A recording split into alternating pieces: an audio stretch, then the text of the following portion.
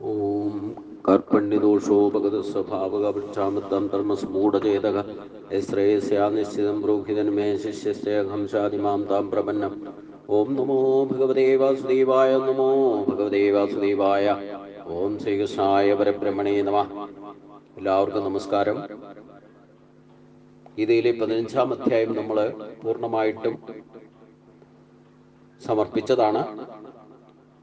അതിൻ്റെ സാരസംഗ്രഹം എന്ന് പറയുന്നത് ഇതുവരെ 14 അധ്യായത്തിലൂടെ പറഞ്ഞ കാര്യങ്ങളെ ഒന്ന് അതിൻ്റെ സത്ത മാത്രം എടുത്ത് ഭഗവാൻ പറയുന്നതാണ് ഈ പുരുഷോത്തമ യോഗം.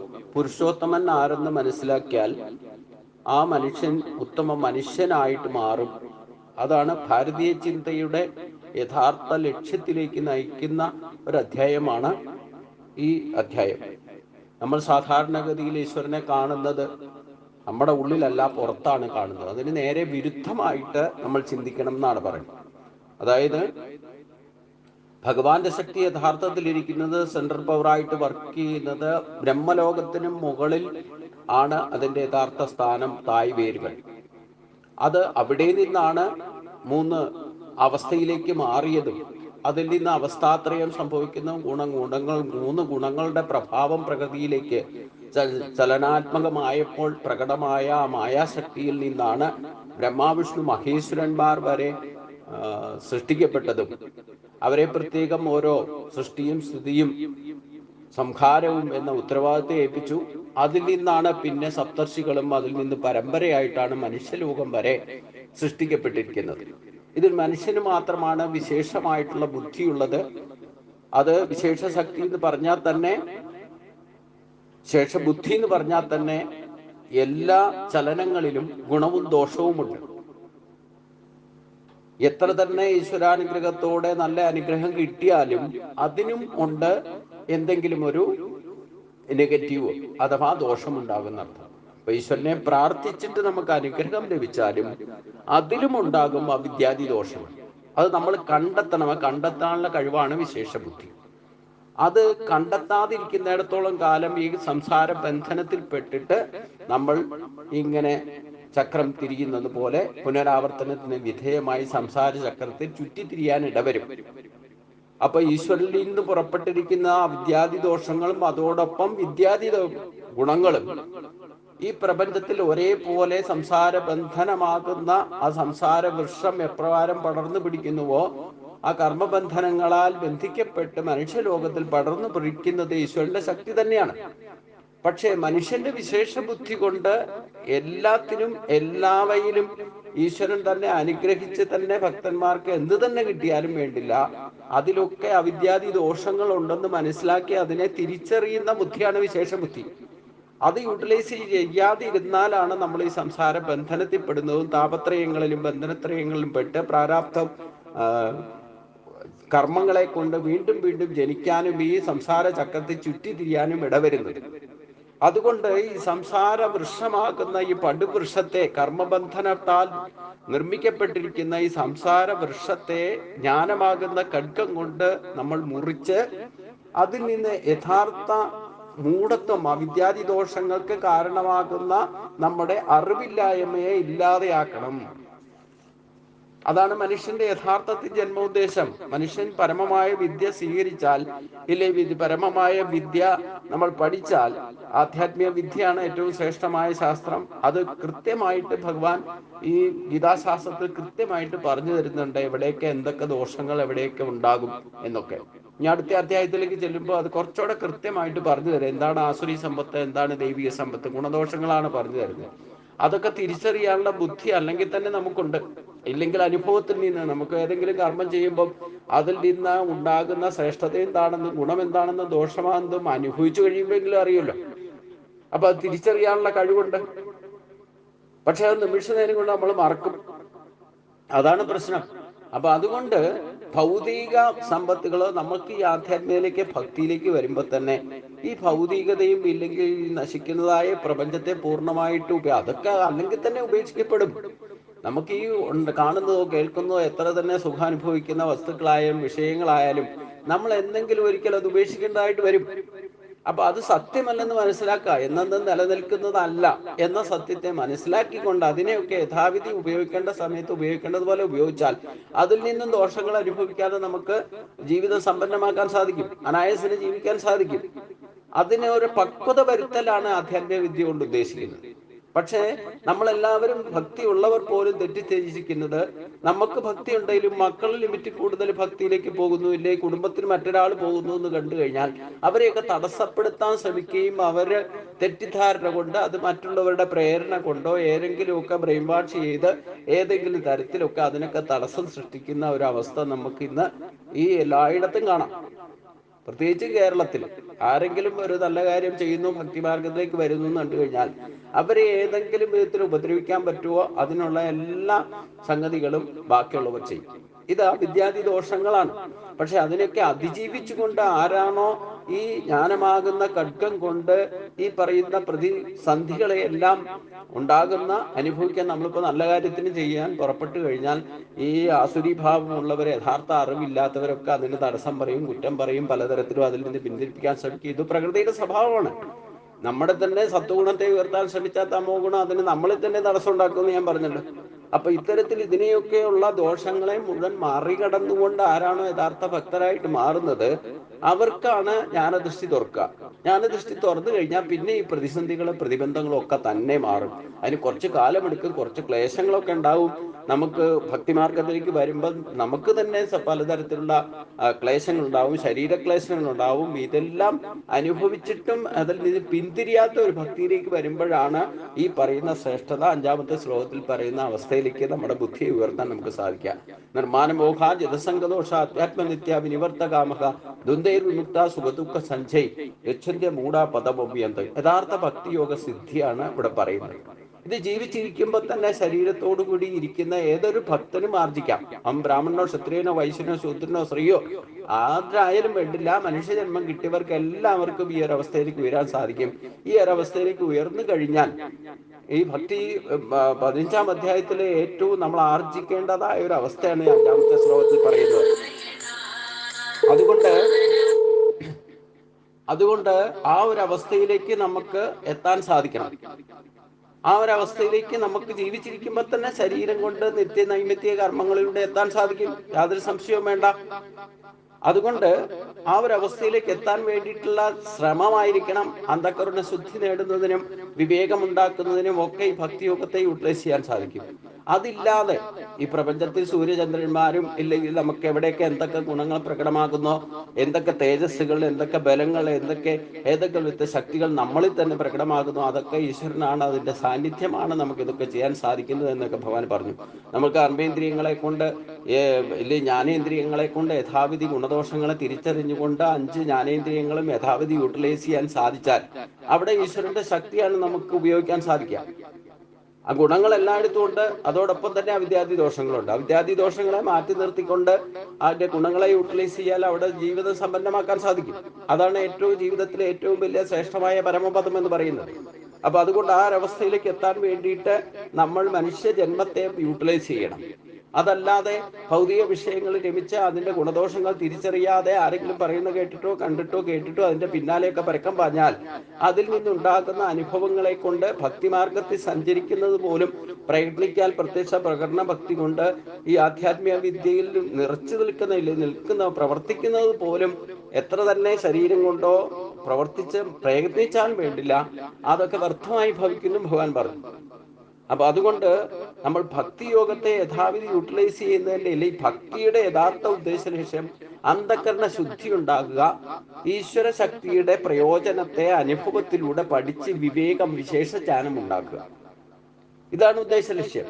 ഈ ഭൗതികമായിട്ടുള്ളത് മുഴുവൻ ഈശ്വരൻ സൃഷ്ടിച്ചു വെച്ചിരിക്കുന്നതൊക്കെ നമുക്കൊക്കെ ഉപയോഗിക്കാൻ വേണ്ടിയിട്ടുള്ളതാണ്. പക്ഷെ അത് വേണ്ട വിധത്തിൽ, അത് നശിക്കാത്ത വിധത്തിൽ അതിന്റെ ഗുണദോഷങ്ങൾ തിരിച്ചറിഞ്ഞുകൊണ്ട് അതിന്റെ ഗുണത്തെ നമ്മൾ യൂട്ടിലൈസ് ചെയ്ത് അത് വരുമ്പോൾ തലമുറയിലേക്ക് കരുതി വെച്ചുകൊണ്ട് അതിനെ നിലനിർത്തേണ്ടത് മനുഷ്യന്റെ തന്നെ ഉത്തരവാദിത്തമാണ്. പ്രകൃതി ചെയ്യേണ്ടതൊക്കെ പ്രകൃതി ചെയ്യും. മനുഷ്യൻ ചെയ്യേണ്ടത് പ്രകൃതിയെ ഒരിക്കലും നശിപ്പിക്കാതെങ്കിലും ഇരിക്കുക, അതിനെ വികൃതമാക്കാതിരിക്കുക. അപ്പോൾ ആ പ്രകൃതി തന്നെ അഥവാ അതിനെ നശിപ്പിക്കാൻ ശ്രമിച്ചാൽ പ്രകൃതിയുള്ള നേച്ചർ തന്നെ, നമ്മുടെ തന്നെ നേച്ചർ അതിനെ മറികടന്നുകൊണ്ട് നമ്മൾ ജീവിക്കാൻ ശ്രമിച്ചാൽ നമുക്ക് ഒരിക്കലും ജീവിതം ശാന്തിയും സമാധാനവും ലഭിക്കില്ല. അപ്പൊ നമുക്ക് തന്നെ പ്രകൃതിയാ കിട്ടിയിരിക്കുന്ന ഒരു സ്വഭാവമുണ്ട് മനുഷ്യന്.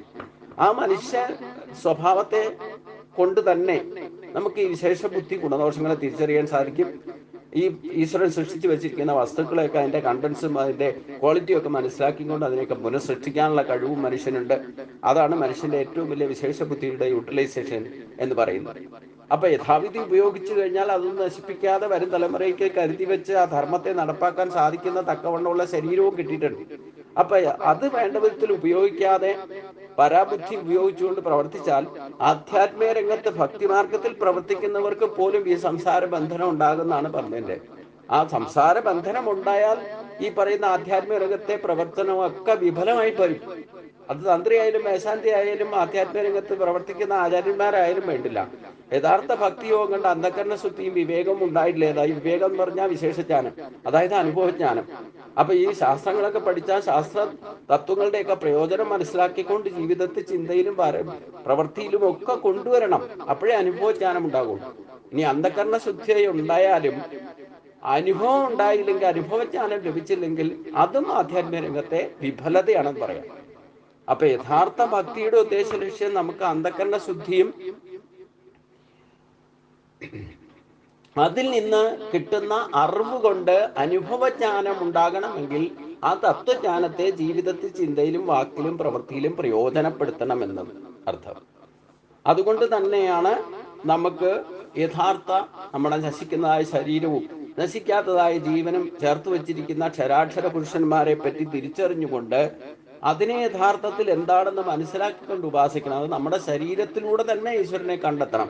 നമ്മൾ കഴിക്കുന്ന ആഹാരത്തിലോ നമ്മുടെ ശരീരത്തിന്റെ നിലനിൽപ്പിനോ സൂര്യചന്ദ്രന്മാരായിക്കോട്ടെ, അതെല്ലാം നമ്മളിൽ എങ്ങനെയാണ് പ്രവർത്തിക്കുന്നത്, അതിൻ്റെയൊക്കെ സ്വാധീനം എന്താണെന്നൊക്കെ കൃത്യമായിട്ട് ഈ അധ്യായത്തിൽ പറയുന്നുണ്ട്. നമ്മൾ പകൽ സമയത്ത് പോലും ഏതൊരു ജീവിയായാലും വേണ്ടില്ല, സൂര്യപ്രകാശത്തിൽ നിന്നാണ് നമുക്ക് പ്രവർത്തന ഊർജത്തെ ലഭിക്കുന്നത്. അത് ശരീരത്തിന്റെ വലത്ത് ഭാഗത്തോടെ ലഭിക്കുന്നു. അത് നമുക്ക് ആവശ്യമുള്ള ശരീരത്തിന് ആവശ്യമായ ജന്മനാൽ തന്നെ പ്രതിരോധ ശക്തി, ഒരുവിധ രോഗങ്ങളൊന്നും വരാതിരിക്കാനും അഥവാ രോഗങ്ങൾ വന്നാൽ തന്നെ അതിനെ പ്രതിരോധിക്കാനുള്ള ശക്തിയും 50% പ്രകൃത്യാ തന്നെ മനുഷ്യന് ലഭിച്ചിട്ടുണ്ട്. അതിനെ പരിപോഷിപ്പിക്കുന്നത് ചന്ദ്രപ്രകാശമാണ്. നമ്മൾ രാത്രിയിൽ കിടന്നുറങ്ങുന്ന സമയത്ത് ഈ ചന്ദ്രന്റെ സ്വാധീനം, അതിന്റെ പ്രകാശം കൊണ്ട് തന്നെ ഈ ജീവലോകത്തിലെ സകല ജീവജാലങ്ങൾക്കും ഈ പരിപോഷിപ്പിക്കുന്ന ചന്ദ്രന്റെയും സൂര്യന്റെയും ഒക്കെ അതിന്റെ രശ്മികളിൽ നിന്ന് കിട്ടുന്ന ആ എസൻസ് നമുക്ക് കിട്ടിക്കൊണ്ട് തന്നെ ഇരിക്കാം. അതിൽ മനുഷ്യന്റെ പ്രവൃത്തി കൊണ്ടൊന്നും അതിനെ ഇന്റർഫെയർ ചെയ്യാനോ തടസ്സപ്പെടുത്താനോ സാധ്യമല്ല. അപ്പൊ അതൊക്കെ പ്രകൃത്യാ തന്നെ നടക്കേണ്ടതൊക്കെ ഭഗവാൻ ചിട്ടപ്പെടുത്തി വെച്ചിരിക്കുന്ന ആ സിസ്റ്റമാറ്റിക് വ്യവസ്ഥിതി തന്നെ നടന്നുകൊണ്ടിരിക്കും. അത് മനുഷ്യനെ കൊണ്ട് ഒരു കാലത്തും അതിലൊന്നും ഇന്റർഫെയർ ചെയ്ത് അതിനെ തടസ്സപ്പെടുത്താൻ ശ്രമിച്ചാൽ അത് നമ്മുടെ ജീവിതത്തിന് തടസ്സമുണ്ടാക്കുന്നല്ലാതെ അവരുടെ പ്രവർത്തനം നിലയ്ക്ക് പ്രകൃത്യാ നിശ്ചയിച്ചു വെച്ചിരിക്കുന്ന പ്രകൃതിയുടെ സ്വഭാവത്തിനെ മാറ്റം വരുത്താൻ നമുക്ക് മനുഷ്യനെ കൊണ്ട് സാധ്യമല്ല. എന്നിട്ടും മനുഷ്യൻ അതിനെയൊക്കെ അതിക്രമിക്കാൻ ശ്രമിക്കുമ്പോഴാണ് ഈ പ്രകൃതി ദുരന്തങ്ങളൊക്കെ നമ്മൾ അനുഭവിക്കേണ്ടി വരുന്നത്. ലിമിറ്റ് കൂടുതൽ നമ്മൾ അതിക്രമിച്ച് എന്തിനെ ഉപയോഗിച്ചാലും അതിന്റെ ദോഷം നമ്മൾ അനുഭവിക്കേണ്ടി വരും. അപ്പൊ അതുകൊണ്ട് ആ മനുഷ്യന് വിശേഷ ബുദ്ധി കൊണ്ട് ആധ്യാത്മിക രംഗത്ത് ഉറച്ചു നിന്നുകൊണ്ട് പ്രവർത്തിക്കുമ്പോൾ മാത്രമേ ഈ ഗുണദോഷങ്ങളെ തിരിച്ചറിഞ്ഞ് പ്രവർത്തിക്കാൻ അതിനെയൊക്കെ യൂട്ടിലൈസ് ചെയ്യാൻ സാധിക്കൂ. അപ്പൊ അതുകൊണ്ടാണ് ഭഗവാൻ പറഞ്ഞത് നാ ശോചിതും അർഹസി. ഒരു കാരണവശാലും മനുഷ്യന് ദുഃഖിക്കാൻ അവകാശമില്ലെന്ന് ഭഗവാൻ തീർത്തു പറഞ്ഞിട്ടുണ്ടെങ്കിൽ നമുക്ക് കിട്ടിയിട്ടുള്ള ശക്തികളെ യഥാവിധി യൂട്ടിലൈസ് ചെയ്താൽ ഈ പ്രകൃതി വസ്തുക്കളെ പോലും, നശിക്കുന്നതായ വസ്തുക്കളെ പോലും നമുക്ക് യഥാവിധി അതിന്റെ ഗുണദോഷങ്ങൾ തിരിച്ചറിഞ്ഞുകൊണ്ട് ഉപയോഗിച്ചാൽ അതിൽ നിന്ന് നമുക്ക് ദോഷങ്ങൾ അനുഭവിക്കുമ്പോഴാണല്ലോ ദുഃഖം ഉണ്ടാവുക. അപ്പൊ ദോഷങ്ങളെ കണ്ടെത്തി അതിനോട് ഇഗ്നോർ ചെയ്ത് അതിൽ നിന്നൊക്കെ അതിക്രമം ചെയ്തല്ലേ അതിക്രമിച്ചുകൊണ്ട് ജീവിതത്തെ സമ്പന്നമാക്കാൻ മനുഷ്യന് വിശേഷ ബുദ്ധി കൊണ്ട് സാധിക്കും. അത് നമ്മൾ ചെയ്യാതിരിക്കുന്നതാണ് നമുക്ക് ഈ പറയുന്ന സംസാര ബന്ധനങ്ങൾ ഉണ്ടാകുന്നത്. അത് തന്നെ വീണ്ടും വീണ്ടും ജനിച്ച് ഈ ചുറ്റിത്തിരിയാൻ ഇടവരികയും ചെയ്യും. അപ്പൊ നമ്മൾ കൃത്യമായിട്ട് കാര്യങ്ങൾ അനുവദിച്ചാൽ പരിഭ്രാന്തി ഇല്ലാതെ ഈ നെട്ടോട്ട് ഓടേണ്ട ആവശ്യമൊന്നുമില്ല എന്നർത്ഥം. നമ്മൾ കൃത്യമായിട്ട് കാര്യങ്ങൾ വേണ്ട സമയത്ത് ചെയ്യാത്തത് കൊണ്ടാണ് നമ്മൾ മനസ്സിനും ശരീരത്തിനും ഒക്കെ ചഞ്ചലാവസ്ഥ ഉണ്ടാകുന്ന വിധത്തിൽ പ്രവർത്തിക്കേണ്ടതായിരുന്നു. ആവശ്യമില്ലാതെ ടെൻഷൻ അടിച്ച് നിൽക്കുക ഇല്ലേ? നമ്മൾ നിത്യമായിട്ട് ചെയ്യേണ്ട കാര്യങ്ങൾ ചെയ്തു കഴിഞ്ഞാൽ ഇനി നമ്മൾ എന്തിലൊക്കെ കാര്യങ്ങൾ ഭൗതികമായിട്ട് ഇടപെട്ടാൽ പോലും അവിടെയൊക്കെ അചഞ്ചലമായിട്ട് നിലനിൽക്കാൻ സാധിക്കും. ഇതൊക്കെ അനുഭവത്തിൽ നിന്ന് മനസ്സിലാക്കി ഗുരുതാശാസ്ത്രത്തെ യഥാവിധി ചിന്തയിലും വാക്കിലും പ്രവൃത്തികളിലും അനുഭവത്തിൽ അതിൻ്റെ പ്രയോജനത്തെ മനസ്സിലാക്കിക്കൊണ്ട് ഒരു 10-18 വർഷമായിട്ട് യൂട്ടിലൈസ് ചെയ്യുന്നതിൻ്റെ എല്ലാ ഗുണങ്ങളും ഈ അവിദ്യാദി ദോഷങ്ങളിൽ നിന്ന് ജയിച്ചുകൊണ്ട് നിന്ന് ജീവിതത്തെ നയിക്കാൻ സാധിക്കുന്ന അനുഭവത്തിൽ നിന്നാണ് നിങ്ങൾക്ക് ഞാൻ പറയുന്നത്, വെറുതെ പുസ്തകജ്ഞാനം കൊണ്ടല്ല പറയുന്നത്. അതുകൊണ്ട് ഇത് ഏതൊരു മനുഷ്യനും, എനിക്കെന്നല്ല, ഏതൊരു മനുഷ്യനും സാധ്യമാണ്. സർവ്വരോഗങ്ങൾ, എന്തെങ്കിലും രോഗമുണ്ടായാൽ പോലും രോഗത്തിൽ നിന്നും മുക്തി നേടാൻ സാധിക്കും. നമ്മുടെ ശരീരത്തിലുള്ള ശക്തികളെ യഥാവിധി യൂട്ടിലൈസ് ചെയ്ത് കഴിഞ്ഞാൽ എങ്ങനെ ഈ ദുർമേധസ്സുകൾ നമ്മുടെ ശരീരത്തെ ബാധിക്കാം? എവിടെ നമുക്ക് പ്രതിരോധ ശക്തി നഷ്ടപ്പെടുന്നു അവിടെ ഈ പറയുന്ന രോഗങ്ങളൊക്കെ ഉണ്ടാവുള്ളൂ. നമുക്ക് ജന്മസിദ്ധമായിട്ട് തന്നെ ഒരു വാക്സിനേഷനും ഇല്ലാതെ എല്ലാ രോഗങ്ങളിൽ നിന്നും മുക്തി നേടുന്നതിന് 50% ശക്തി നൽകിയിട്ടുണ്ട്. അതിനൊന്ന് നശിപ്പിക്കാതിരിക്കുകയും വേണം. ആ പ്രകൃതിയിൽ നിന്ന് കിട്ടിയ ശക്തികളെ സ്വയമേവ ലഭിച്ചുകൊണ്ടിരിക്കുന്നതിനൊക്കെ വേണ്ടവണ്ണം ഉപയോഗിക്കാനും പഠിക്കണം എന്നർത്ഥം. അപ്പൊ എല്ലാത്തിനും ഞാൻ പറഞ്ഞല്ലോ, ഈശ്വരാനുഗ്രഹത്തോടുകൂടി എന്ത് തന്നെ ലഭിച്ചാലും വേണ്ടില്ല, നമ്മൾ അതിൽ അഹങ്കരിച്ച് നടന്നാലും വേണ്ടില്ല. എല്ലാത്തിലും ഗുണവും ദോഷവും നമ്മുടെ ചിന്തയിലുണ്ടാവും, വാക്കിലുണ്ടാവും, പ്രവൃത്തിയിലുണ്ടാവും. പ്രകൃതിയിൽ നടക്കുന്ന എല്ലാ ചലനങ്ങൾക്കും ഗുണവും ദോഷവും. ആ ഗുണദോഷങ്ങളെ തിരിച്ചറിയാനുള്ള ഏറ്റവും വലിയ കഴിവാണ് മേധാബുദ്ധി. അത് മനുഷ്യന് ജന്മനാൽ തന്നെ ഭഗവാൻ നൽകിയിട്ടുണ്ട്. അത് വേണ്ട വിധത്തിൽ യൂട്ടിലൈസ് ചെയ്യണമെങ്കിൽ നമ്മുടെ ശരീരത്തിലുള്ള ശക്തികൾ എന്തൊക്കെയാണെന്ന് മനസ്സിലാക്കി നമ്മൾ തന്നെ അതിനെ യൂട്ടിലൈസ് ചെയ്യും. മറ്റൊരാൾ പറയുന്നത് കേട്ടിട്ടോ അല്ലെങ്കിൽ കാണിച്ചു തരുന്നത് കണ്ടിട്ട് അത് സത്യമാണെന്ന് കരുതി അതിൻ്റെ പിന്നാലെ പോയാൽ നമ്മുടെ ബുദ്ധിയും നമ്മുടെ കഴിവുകളും യൂട്ടിലൈസേഷൻ ഇല്ലാതെ വരും. പരാബുദ്ധി എന്ന് പറഞ്ഞാൽ അതാണ്. പരാബുദ്ധി ഉപയോഗിച്ചാൽ നമുക്ക് അതുകൊണ്ട് സംസാര ബന്ധനം ഉണ്ടാകും, യാതൊരു സംശയവുമില്ല. നമ്മൾ പോലും അറിയാതെ അവിദ്യാദി ദോഷങ്ങൾ, മറ്റാരെങ്കിലും പറയുന്നത് കേട്ടിട്ട് നമ്മൾ എന്തെങ്കിലും മനസ്സിൽ പിടിക്കാത്ത ഭക്ഷണം മറ്റൊരാളുടെ പ്രീതിക്ക് വേണ്ടിയിട്ട് നമ്മൾ കഴിച്ചു നോക്കും, 24 മണിക്കൂറിനകം അതിൻ്റെ വിവരം അറിയും. അപ്പൊ ഈ അവിദ്യാദി ദോഷങ്ങൾ വരുന്നത് എങ്ങനെയൊക്കെയാണെന്ന് മനസ്സിലാക്കിക്കൊണ്ട് അതിനെയൊക്കെ മനസ്സിലാക്കണം. അതിനുള്ള ബുദ്ധി തന്നിട്ടുണ്ടല്ലോ.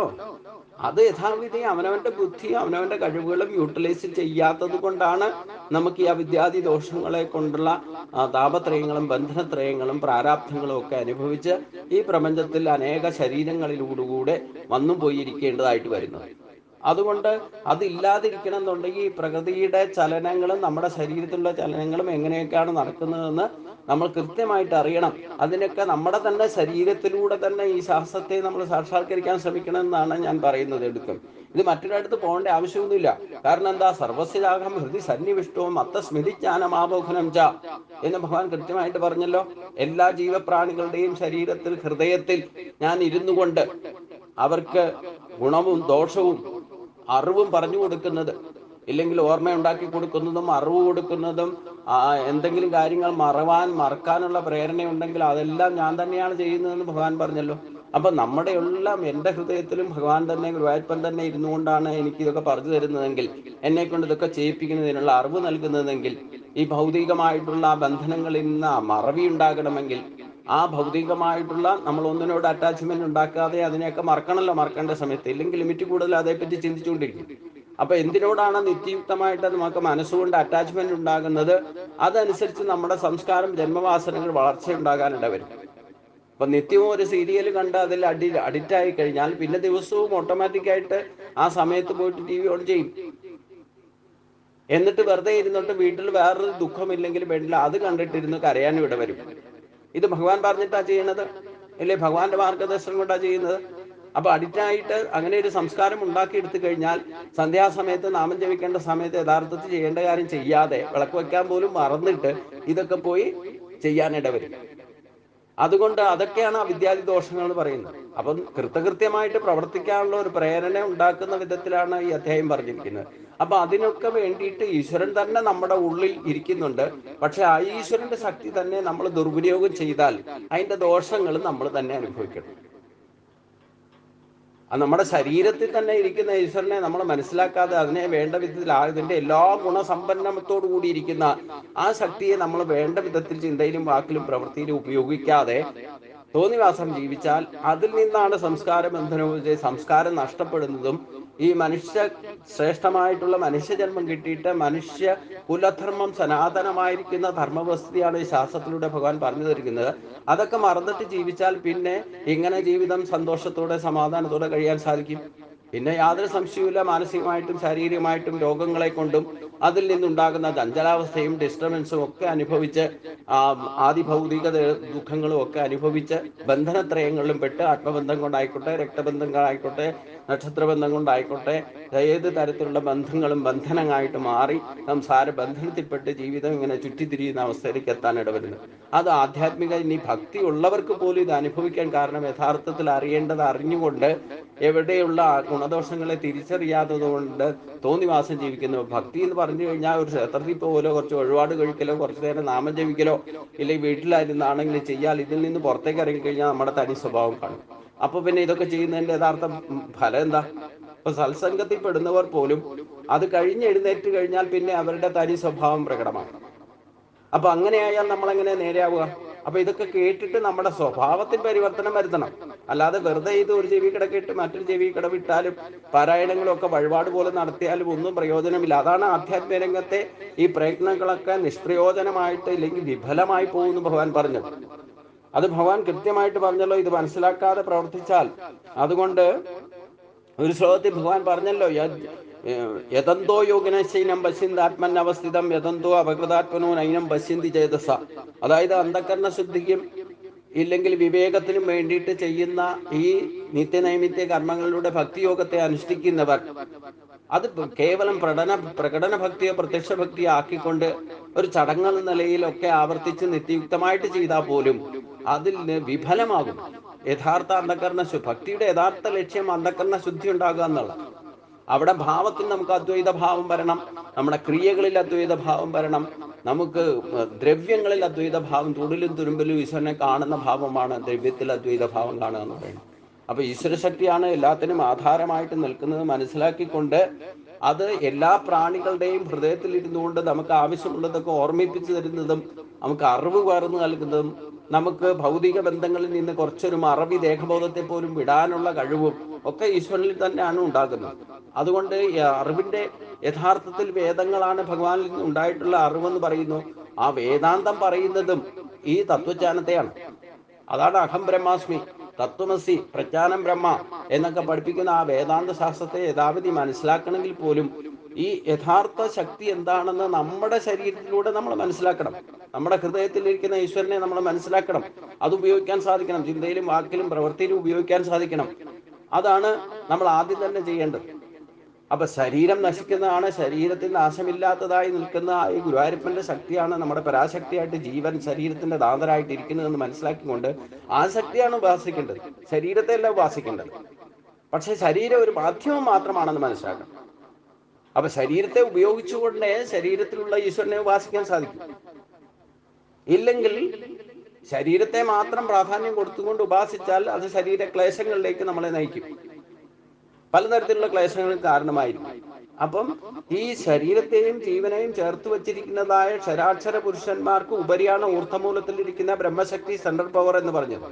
അതുകൊണ്ട് ഈ രണ്ടിനെയും വിട്ടിട്ട്, അതായത് ജീവാത്മാവിനെയും പരമാത്മാവിനെയും മനസ്സിലാക്കിക്കൊണ്ട് ജീവാത്മാ പരമാത്മാ ഐക്യം, അതായത് നമ്മുടെ ശരീരത്തിലിരിക്കുന്ന ജീവനും ഊർദ്ധമൂലത്തിരിക്കുന്ന ശക്തിയും ഒരേ ശക്തിയാൽ കണക്റ്റഡ് ആക്കണം എന്നർത്ഥം. ഇല്ലെങ്കിൽ ഈ ശരീരം ഉപയോഗിച്ചുകൊണ്ട് എന്തൊക്കെ ചെയ്താലും അത് വിഫലമായി തീരും. അതുകൊണ്ടാണ് ശരാക്ഷര പുരുഷന്മാർക്ക് ഉപരി വർത്തിക്കുന്നതായ ഉത്തമ പുരുഷനെ പുരുഷോത്തമൻ ആരെന്ന് മനസ്സിലാക്കുക. അതായത് നമ്മുടെ ശരീരത്തിന്റെ അവസ്ഥയും പ്രകൃതിയിൽ നിന്ന് ഭഗവാന്റെ തന്നെ ശക്തിയാകുന്ന മൂലപ്രകൃതിയിൽ നിന്ന് എടുത്തിരിക്കുന്ന ഒരു 24 ഘടകങ്ങളും ഈശ്വരന്റെ ശക്തിയും ചേർത്തിട്ടാണ് ശരീരം നിർമ്മിച്ചിരിക്കുന്നതെങ്കിൽ ശരീരം നശിക്കുന്നതാണ്, ശരീരത്തിലിരിക്കുന്ന ഗുരുവായൂരപ്പന്റെ പരാശക്തിയാകുന്ന ജീവൻ നശിക്കാത്തതാണ്. ഈ ജീവാത്മാവ് വന്നിരിക്കുന്ന ഊർദ്ധമൂലത്തിലിരിക്കുന്ന ബ്രഹ്മലോകത്തിനും ഉപരി മുകളിലിരിക്കുന്ന ഊർദ്ധമൂലത്തിലിരിക്കുന്ന പരമാത്മ ശക്തിയിൽ നിന്നാണ് കിട്ടിയിരിക്കുന്നതെന്ന് മനസ്സിലാക്കുക. അപ്പൊ അതുകൊണ്ട് നമ്മൾ യഥാർത്ഥത്തിൽ ഈ ശരീരം ഉപയോഗിച്ചുകൊണ്ട് മൂഢത്വം എല്ലാം കളഞ്ഞിട്ട് ഈ അജ്ഞതയുടെ പ്രതീകമായ ശരീരത്തെ പോലും മറന്നിട്ട് ഉപാസിക്കേണ്ടത് പുരുഷോത്തമനെയാണ്. ആ പുരുഷോത്തമനെ ഉപാസിച്ചാൽ മൂഢത്വം മുഴുവൻ പോയിട്ട് യഥാർത്ഥ എത്തേണ്ട സ്ഥലത്തേക്ക് നമുക്ക് എത്താൻ സാധിക്കും. ഇതാണ് ഈ ശാസ്ത്രത്തിന്റെ യഥാർത്ഥ അടിസ്ഥാന തത്വം. ആ ഉത്തമ പുരുഷനെ ഉപാസിക്കുന്നത് യോമാമേവ സമ്മൂഢ. നമുക്ക് പ്രത്യക്ഷത്തിൽ ജനിക്കുമ്പോൾ തൊട്ട് തന്നെ കിട്ടുന്ന ആദ്യ അവിദ്യാദി ദോഷങ്ങളെ കൊണ്ടുള്ള ആ ദുഃഖമാണ് അനുഭവിച്ചുകൊണ്ടാണ് ജനിക്കുക. ജനിക്കുമ്പോൾ തന്നെ കരഞ്ഞുകൊണ്ടാ ജനിക്കുക. അപ്പൊ ആ വിദ്യാദി ദോഷങ്ങളെ മറികടക്കണമെങ്കിൽ ജ്ഞാനമാകുന്ന ഖഡ്ഗം കൊണ്ട് ഈ ഭൗതികമായ ഈ ബന്ധങ്ങളിൽ അറ്റാച്ച്മെന്റ് ഇല്ലാതെ വരണം. അവിടെയാണ് നിർമ്മാന മോഹാജിതസംഗദോഷ ആധ്യാത്മ നിത്യ വിനിവർത്ത കാമക ദ്വന്ദ്വൈർമുക്ത സുഖ ദുഃഖ സഞ്ജയ് ഗച്ഛന്റെ മൂഢാപദം ഉപയന്ത.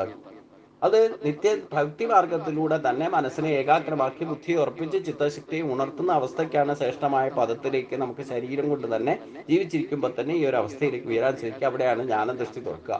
ആ ജ്ഞാനദൃഷ്ടി തുറന്നാൽ പിന്നെ മൂഢത്വം മുഴുവൻ ഇല്ലെങ്കിൽ അവിദ്യാദി ദോഷങ്ങൾ അനുഭവിക്കേണ്ട അവിദ്യാദിയുടെ പ്രഭാവം നമ്മളിൽ ഇല്ലാതെയാക്കുന്നത്. അതാണ് ഇവിടെ പറഞ്ഞ യോ മാമേമ സമ്മൂഢോ ജാനാതി പുരുഷോത്തമ സർവവിദ് ഭജതി മാം സർവഭാവേന ഭാരത.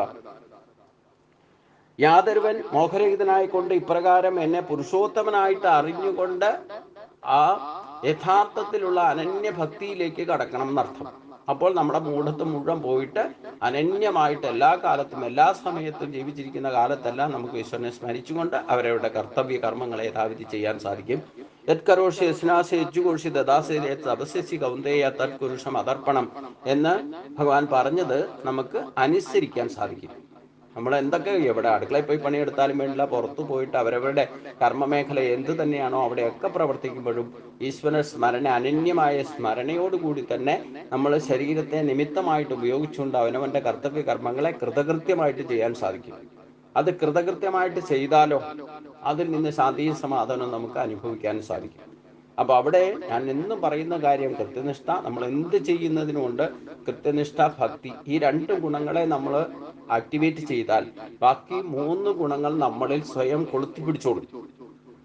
നമുക്ക് കൃത്യനിഷ്ഠയില്ല, കൃത്യനിഷ്ഠയിൽ ഭക്തി ഉണ്ടാവണം, അതിൽ ശ്രദ്ധ ഉണ്ടാവണം, അതിൽ അന്ധകരണ ശുദ്ധിയോടുകൂടി രാവിലെ എഴുന്നേൽക്കുന്നത് മുതൽ രാത്രിയിൽ കിടന്നുറങ്ങുന്നത് വരെ നടപ്പിലും എടുപ്പിലും എന്തൊക്കെ സാധനങ്ങൾ എടുത്താലും എല്ലാ കാര്യത്തിലും കൃതകൃത്യത പാലിക്കണം.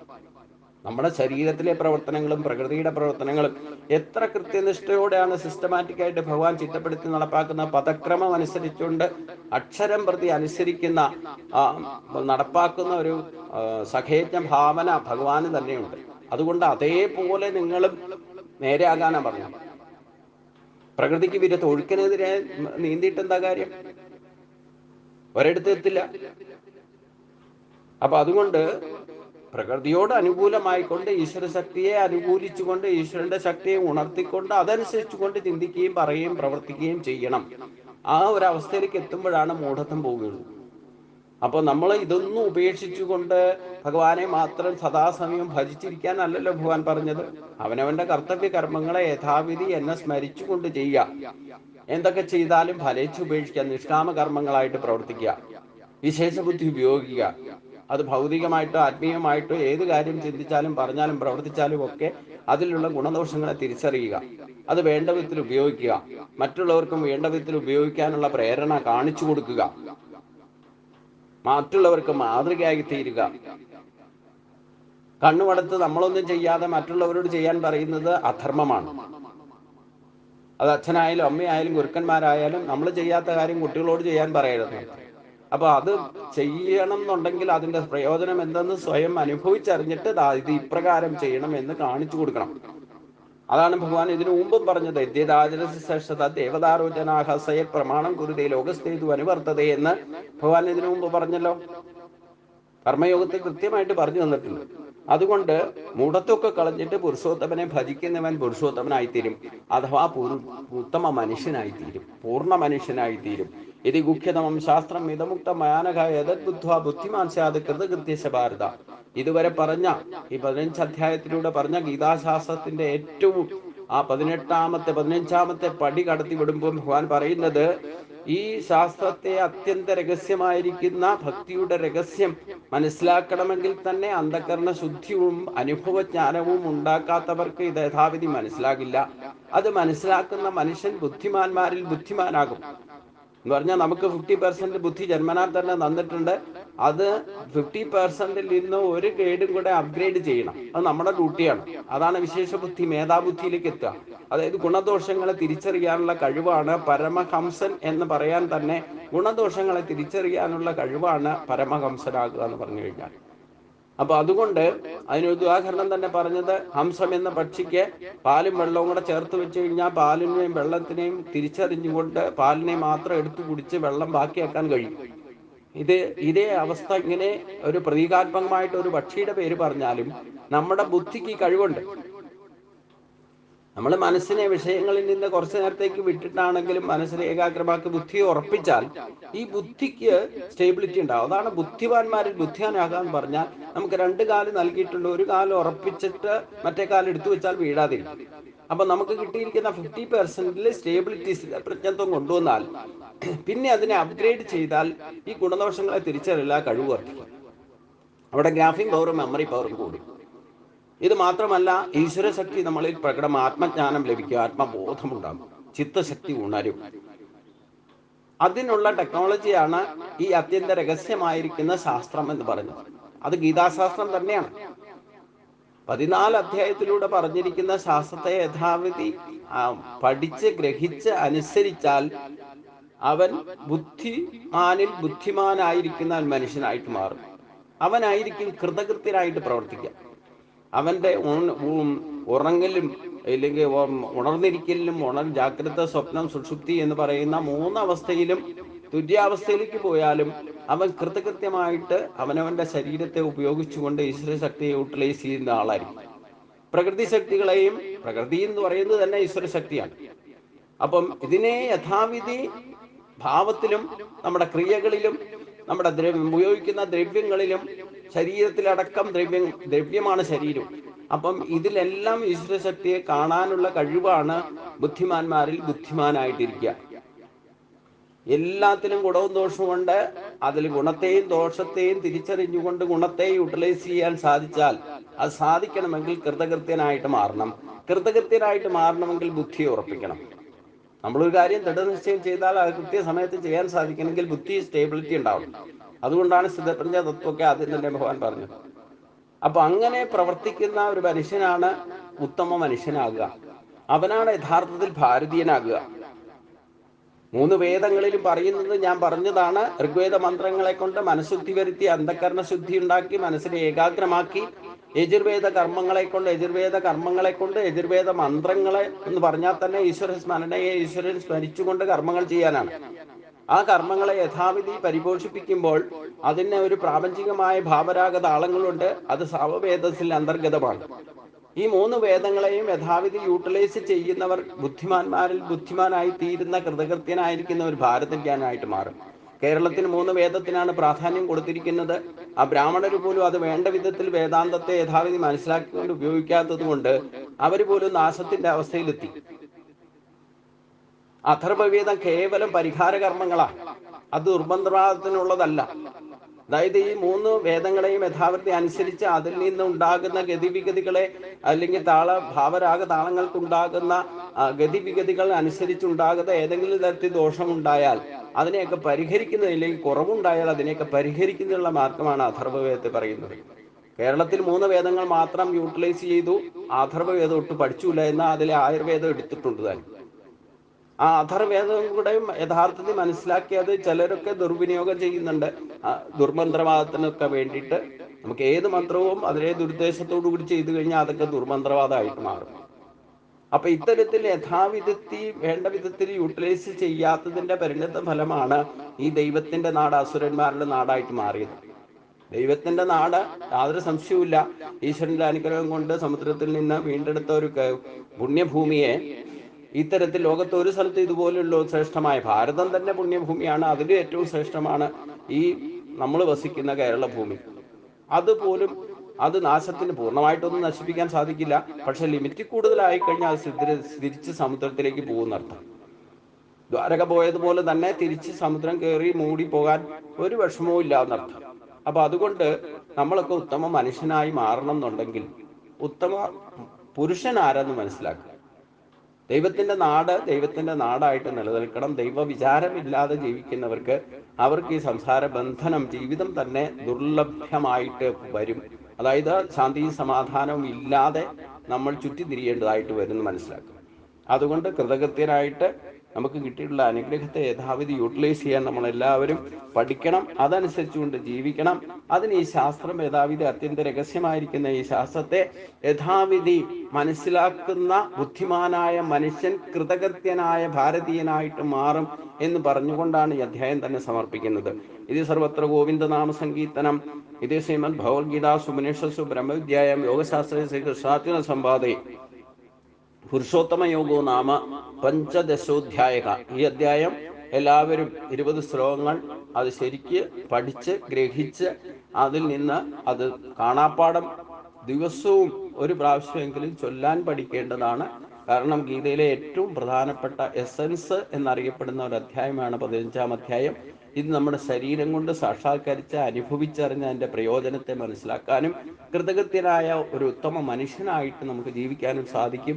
അനായാസന ജീവിതം ഈ ശരീരം കൊണ്ട് തന്നെ നമുക്ക് സാധിക്കും. സ്വയം ബുദ്ധിമുട്ടാതെ മറ്റൊരാളെ ബുദ്ധിമുട്ടിക്കാതെ ജീവിക്കാനുള്ള ഒരു ശാസ്ത്ര സത്യത്തെയാണ് ഈ അധ്യായത്തിലൂടെ പറഞ്ഞു തന്നിരിക്കുന്നത്. അതായത് മനസ്സിലാക്കിയിട്ട് ജീവിതത്തെ നയിച്ച് അനായാസന ജീവിച്ച് അവസാന കാലത്തെ ശരീരം ത്യജിക്കുന്ന സമയത്ത് നമുക്ക് അനായാസേന മരണത്തിലേക്ക് എത്തിക്കാൻ സാധിക്കും. ഒരു കാരണവശാലും നമുക്ക് ഒരു ആശുപത്രിയിൽ പോയിട്ട് കിടന്ന മൂക്കിലും വായിലും ട്യൂബ് കയറ്റി അവനവൻ അത്യാവശ്യമുള്ളവരെ കാണാനും കേൾക്കാനും ഇഷ്ടമുള്ളത് കഴിക്കാനും ബോധം പോലും മറഞ്ഞിട്ട് കിടക്കേണ്ട അവസ്ഥ വരാതിരിക്കണമെങ്കിൽ ഈ ശാസ്ത്രത്തെ യഥാവിധി മനസ്സിലാക്കിക്കൊണ്ട് തൻ്റെ ശരീരത്തിലൂടെ തന്നെ സാക്ഷാത്കരിക്കാൻ ശ്രമിക്കുക. പരാബുദ്ധി ഉപയോഗിക്കാതിരിക്കുക. അവരവർക്ക് കിട്ടിയിരിക്കുന്ന ശക്തിയെ യഥാവിധി മനസ്സിലാക്കി അതിൻ്റെ ഗുണദോഷങ്ങളെ തിരിച്ചറിഞ്ഞ് അതെങ്ങനെ ഉപയോഗിക്കണമെന്ന് പറഞ്ഞു തരുന്നതാണ് ഈ ശാസ്ത്രം. ഈ ശാസ്ത്രത്തെ അനുസരിക്കുക, കൃതകൃത്യനായിട്ട് മാറുക. കൃത്യനിഷ്ഠ, ഭക്തി, വിവേചന ശക്തി, ദൃഢനിശ്ചയം, ത്യാഗമനസ്ഥിതി, 5 ഗുണങ്ങളെ സ്വയം ശരീരത്തിലൂടെ ഉപയോഗിക്കാൻ പഠിച്ചാൽ ഉത്തമ മനുഷ്യനായിട്ട് അനായാസന ജീവിതം നയിച്ച് അനായാസന മരണത്തിലേക്ക് എത്തിക്കാൻ സാധിക്കും എന്നതിൽ യാതൊരു സംശയവുമില്ല. അതിന് ഗുരുവായൂരപ്പൻ്റെ അനുഗ്രഹം നമുക്ക് എല്ലാവർക്കും ലഭിക്കട്ടെ എന്ന് പ്രാർത്ഥിച്ചുകൊണ്ട് ഈ അധ്യായം ഭഗവാന്റെ തൃപാദങ്ങളിൽ സമർപ്പിക്കുന്നു. എല്ലാവർക്കും നന്ദി, നമസ്കാരം.